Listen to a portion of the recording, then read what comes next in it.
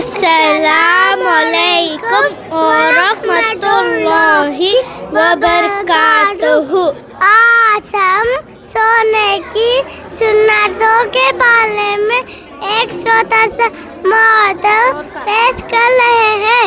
اسلام ہمیں ہر کام ادب اور طریقے سے کرنا سکھاتا ہے، اور سونا بھی ایک عبادت بن سکتا ہے اگر ہم نبی پاک صلی اللہ علیہ وسلم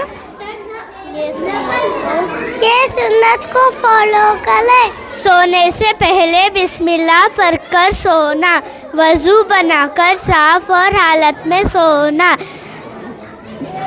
دعا پڑھ کر سونا، اللہم بسمک اموت واحیا، سیدھے طرف پھر کر سونا، سورہ پڑھ کر سونا، سورۃ الفاتحہ، سورۃ الناس اور آیت الکرسی پڑھ کر سونا۔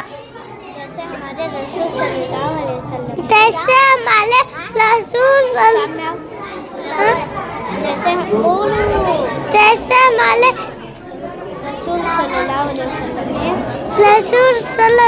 وسلم نے ہمیں سکھایا۔